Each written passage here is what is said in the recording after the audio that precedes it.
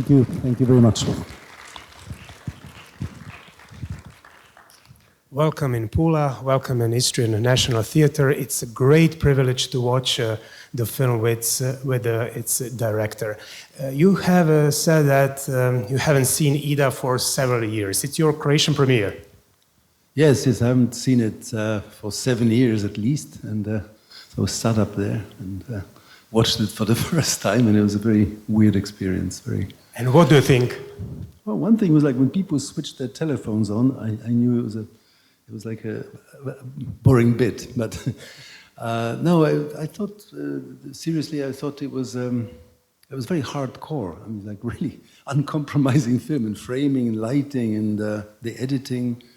I was surprised how tough it was, and I can't believe that it won an Oscar, because it's like it's so not like.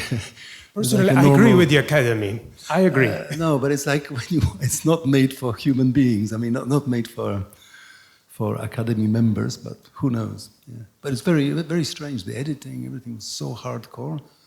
I think I owe the world a comedy now after this. After all.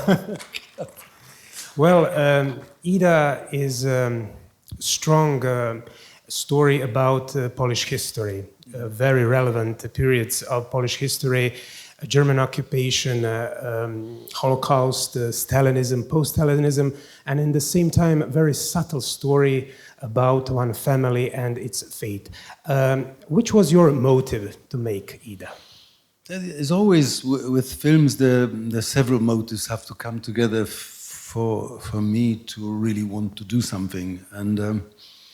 And I think one of the motives, which when I watched it now, I kind of became even more aware of, is sheer nostalgia for Poland, where I haven't lived for a long time, for the images, sounds, music, types of people. So that was a strong motive. Another one was to tell a kind of story about identity, about who we are. And I'm not just talking about a nun who discovers she's Jewish, but like about Wanda, the Stalinist prosecutor, who is actually now a very different person to the person she was when she was a fanatical Marxist. And how many people we can be in one life. And so that was an important motive. And I came across a story of a priest a Catholic priest in Poland who discovered he was Jewish, and that kind of made me think about stuff. Also, I came across, living in England, I came across this very charming old lady in Oxford. She was the wife of an academic and very like a bright woman herself. I didn't know who she was, but she spoke Polish, so we became friends. And then later, I discovered that she had been a Stalinist state prosecutor who sentenced people to death. Like Wanda. Like Wanda. So that was another mystery, because she was a very sweet, funny, charming woman in her 70s, and witty, and like with a distance to herself. So when I heard that the Polish government was requesting her extradition, I was in a shock, and I wanted to make a documentary about her, just to pursue her, career, just follow how it all, different stages in her life. She didn't agree to the documentary, and she died soon after. But I kind of like filtered her into this film and put it together with The Nun. So and I always like road movies, so road movies are always fun to make. So Wanda is a real person in some way? Not real. I mean, I moved away from the real character, because that wouldn't have made the real, the woman I mentioned to you, she never committed suicide. She was not so charming. She didn't dance and didn't drink. And didn't drink that much, well, she drank, but no, you usually just like find inspiration in life and then hopefully transform it into something that has a life of its own and is universally interesting. And inspiration for Ida, Anna? Well, I mentioned this priest, the Polish priest who discovered he was Jewish. So I kind of thought it's more fun to have a woman. You got female character, okay. but that was the inspiration. But I was, I was always interested in that identity question, because I grew up in Poland not knowing that my father was Jewish. Like I discovered it kind of in my late teens. I come from a mixed background, but I just was totally unaware. So it was kind of interesting, and I was trying to work out, what does it mean? Does it make any difference? It didn't make too much difference to me, apart from the fact that when I come across anti-Semites, they kind of, they point it out. But the question of identity was always like dogged me, followed me, because I left Poland when I was 14. I ended up in England, so the question of, where do I belong? Who am I? Also, I think I was pretty depressed when I made this film. So the whole question about is life worth living? Yes, it is. It was clearly that question is kind of visible there. So there's many, like with every film, I work on stories until there's a moment where several reasons that push me to do it. And I was playing with the ideas for this film with two different ideas for 5-6 years before I actually ended up making it. You left Poland very young. Is this Poland of your childhood? Well, exactly, yeah. And there's a lot of nostalgia, and even the car, Wartburg. Wartburg, yes. From East Germany. And all the pop songs, and of course the jazz came later. I got into jazz much later than that. But also, just the police uniform. Also, the Wanda's sense of humor is a kind of I knew it from Poland. This kind of hangman's humor, and the landscapes, these melancholy flatlands, the forests, and the mystery the mysteries. I mean, Poland is killing fields. Everywhere you scratch in Poland, there's a tragedy. So. The mixture of that plus 1962, when Poland was suddenly into rock and pop, and it was a time of liberalization. So suddenly there was a lot of lively music and just liveliness. A lot of it was kind of hilly-billy rock or Italian kitsch music, Adriano Celentano and all that.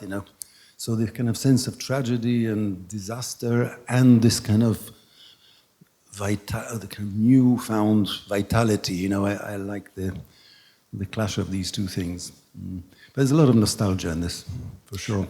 Is nostalgia the reason for filming in black and white? Or not? There's no. It doesn't. It's not nostalgic black and white. No, there's many reasons, and I just felt right, black and white, and also I wanted to kind of move it away from reality a bit, to make it like some kind of a slightly meditative piece, so not to have too many distractions. It's not just black and white, but there are very few props in it, very few objects in the shots. So I wanted to create that kind of meditative state in a viewer. Everything seems stronger and braver a little bit. You worked with Vuka Żal as cinematographer. Yes, yeah. I started out with another one, okay, who dropped out after a few days, and Łukasz he was this assistant cameraman who I'd never met before. I had no idea who he is ever. Okay. So when my other cameraman dropped out, I rang all my friends who are cameramen. Nobody was available. So I turned to Łukasz and said, let's try. And that was his first job. That was his first professional job. So that was lucky.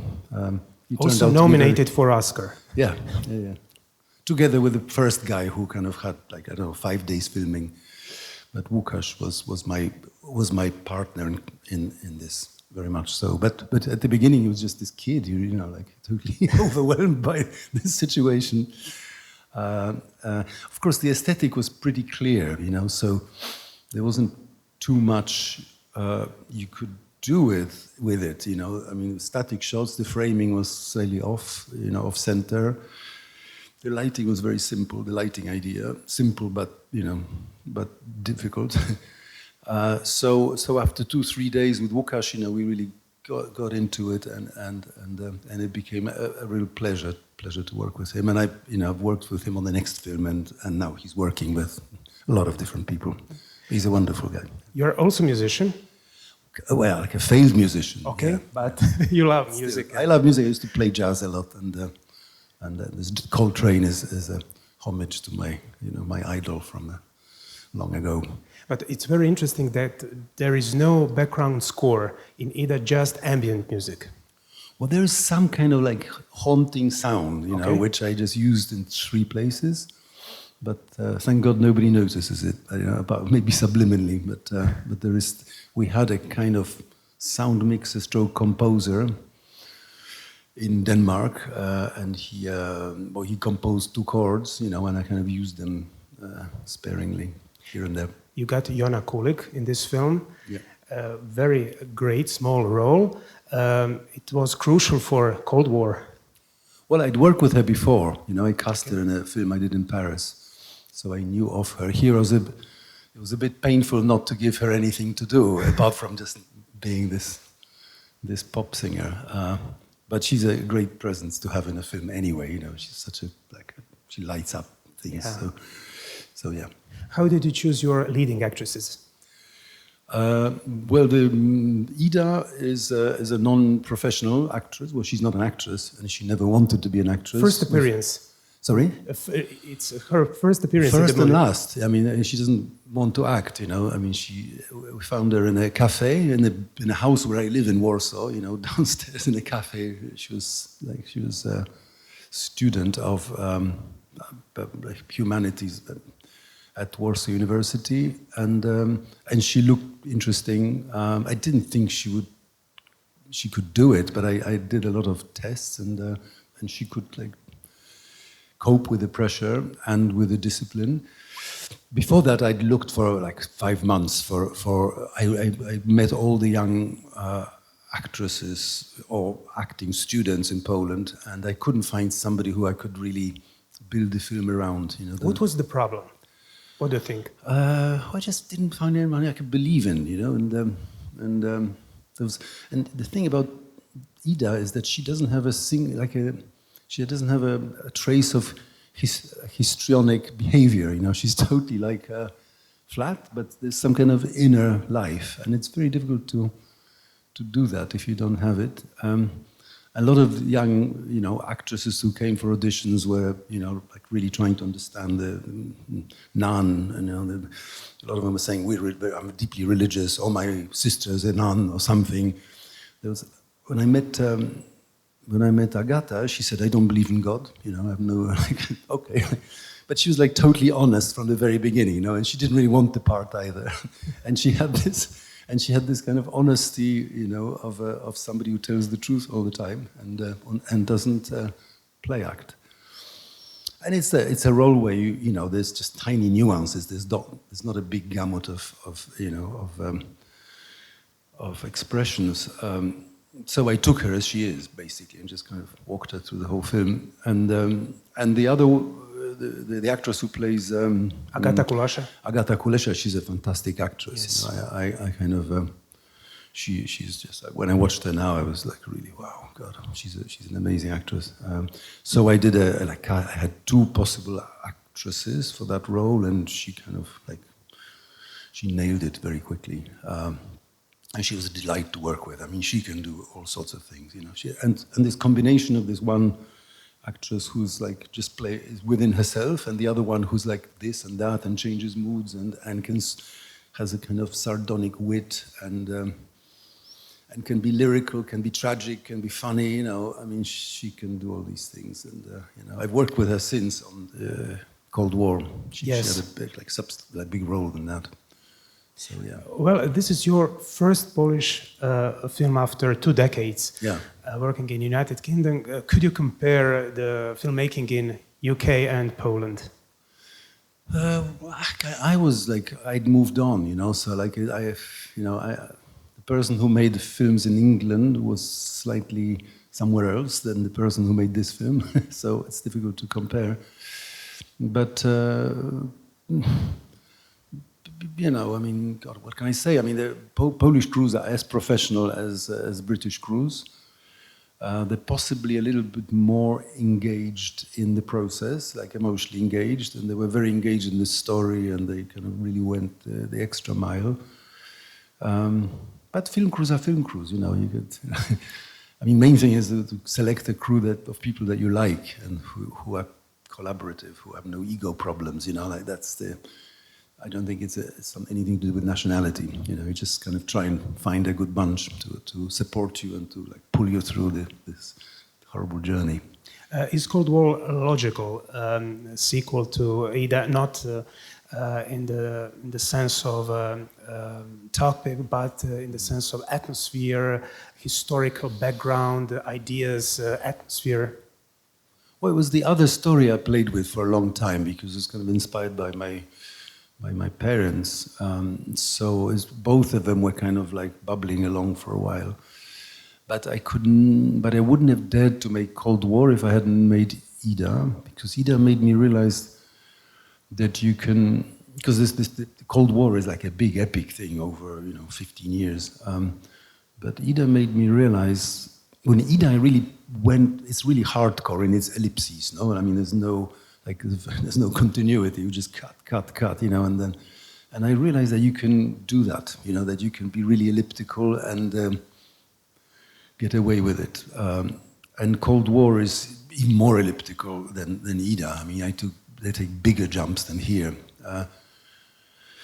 And that you also, it made me realize that although it's an epic story, Cold War, involving history and different landscapes, different countries, you can, if you focus on, select the right images, sequences, the right scenes, you can tell a big story with a kind of minimum, not effort, but minimum, showing the minimum necessary. So Ida gave me the courage to make Cold War. I must say I'm impressed how you treat the music in Cold War, the development of the song. It's brilliant. Yeah, there's several songs that kind of develop. Songs, yes. There's a key one. Yeah, but in Cold War it's a music film. It's a film about music. So like music is a kind of a structural element. Here the music is just like it sprinkles the film and it kind of brings to life certain moments. And it always kind of pulsates again or goes against the melancholy of the whole thing here. So there's a constant kind of like counterpoint. In Cold War, music carries the whole film, yes. So it's a bit different. You filmed Ida in Lodz? All over the place. All over the place. In 4 different locations, but the city scenes were in Łódź. Yeah. And we are very proud that you filmed Cold War in Split in Croatia. Yeah, well, I'm proud. Tell us why. I'm proud too. I just remembered Split I came to Split like in the late 70s, even when I was kind of hitching around Europe, already living in the West. And it really stayed with me, this Procurativa and the theater, there's certain kind of things that kind of like, some cities etch themselves on your memory, and Split definitely did that. And when I needed, in Cold War, a place where the two lovers meet on neutral ground. Yugoslavia then was neutral ground where you could enter it from the east and from the west. And also I needed a place that didn't look like Paris or didn't look like Poland, and Split was socialist, but it had, Mediterranean landscape and this kind of Venetian architecture and palm trees. So that was a good third place for the story. This is not your first time in Istria. You were in Moton at Moton Film Festival. Yes, I won this big propeller of Moton, which I... Congratulations. It's a murder weapon. Yeah. And what do you think? Could you compare Moton Film Festival and Pula Film Festival this year? So you are president of the jury. Well, this is a national film festival, so it has the kind of... It has a different job, Motovun, I mean, I went there like 15 years ago, I think, last time. So it was pretty wild. It felt more like a rock concert than Yes. a rock festival, than a film festival. It was great. I Perfect loved it. for a musician in you. Exactly. I should have gone there with the Cold War, maybe, to silence the other music. Yeah. What is more difficult, to be the member of a jury at a film festival or wait the decision as filmmaker? Well, God, it's easier to be a member of jury. You know, you're well treated. You are fed and looked after, and you're not nervous. You know, obviously, there's a bit at stake because you don't want to get it wrong. You don't want to, make the wrong decisions. But it sort of depends also on the composition of the jury. I mean, we happen to have a great jury this time, so I'm really enjoying it. When you come with a film, you arrive as cocky as you want, but when the time comes, you get nervous and neurotic, and it's not a pleasant experience unless you win. But you are a winner. Occasionally, yeah. Well, Ida, as you said at the beginning, is the first Polish movie to win an Oscar. What does Oscar mean to you and Polish cinematography? It's some kind of cinematic ambassador. Yes, I mean, there's so many Polish films that came close to it. Yes. That it was kind of. It was kind of embarrassing that a guy who lived abroad most of his life suddenly gets it, So but it meant a lot. I mean, it split the country down the middle because the film, was like hated by certain circles who are now in power, who are now in the government. So it really caused a controversy. Half of Poland was like, "Oh, great, wonderful, we have an Oscar-winning film." The other half hated it, and there was even a petition to kind of have it deselected or have it. I don't know what they wanted to do, but like 300,000 people signed this petition against, more than actually saw the film. Yeah, of course, as it usually happens. So it just created a little bit of a rumpus, the weird thing is that it's a film that not many people actually watched. It's such a hardcore art house film. It was made for the audience, sort of audiences that can sit through such a film, but suddenly became the subject of like huge debate, a mass media debate. So it was pretty freaky experience. I wouldn't like to have it. I wouldn't like to do it again. But I'm just really surprised watching it that it did win an Oscar, because it really is not that type of film. I was very surprised. But Ida was very successful in American cinemas, also in French. In French, very much Yes. so. In American, I'm not sure. Yes, It did well? Absolutely. Okay. Yeah. Well, the French like sort of weird stuff, like just. But I got this letter from the French, Association of French Film Projectors, people who project films in cinemas. And they really loved it because it reminded them of cinema, how they like it. Yes. Like that they grew up on. So I think it hit a certain note in France, maybe. I mean, yeah, it had like 1 million admissions in France, but it went around the world pretty much everywhere. So it found its audience. Actually, weirdly, in Poland, it was like least popular before it won an Oscar. And then it was re-released after the Oscar. But even then, it wasn't like it wasn't a fun film that people want to watch necessarily. Unlike Cold War, which did have some commercial success. Do you have some favorite movies? Classics? In general? In general. Oh, God, how long have you got? Absolutely. Whole night. No, I like anything from, God almighty, from Some Like It Hot by Billy Wilder, some Bresson Black and films. White, okay. Black and White, yeah. Hard Day's Night as a kid, I loved the Beatles film Hard Day's Night. But seriously, I loved the Czech New Wave, the Blonde in Loves of a Blonde. All these films from late 60s in Czechoslovakia then. I loved indie American cinema, the early Terrence Malick films a lot, although you wouldn't know. I love some of Tarkovsky's films a lot. The Mirror, The Mirror, I suppose. absolutely. Yes. Yeah, Mirror is like. it's one of these films I can watch over and over. I love Fellini, but anything that's kind of lively, expressive, and original, you know, and exudes freedom and has a certain form and has something to say, which these days is rare. But over the ages, you know, there's been a lot of great films. But you create your own cinematic world, and thank you. It's the most important for an author. Thank you very much. What is your next project? I'd rather not talk about it. I'd rather not talk about it. Okay. Okay. Yeah. No, it's like it's too early. Maybe in Pula for several years. Exactly, but I'd have to make it in Croatian, no? I mean, please to have be back to have it in this festival. We got plenty of cities and villages.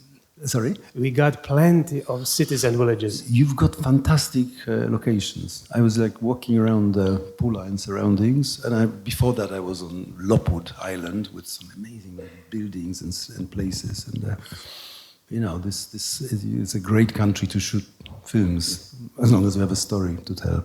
Thank you very much, and congratulations. Thank you very much, Mr. Pawlikowski. Thank you very much.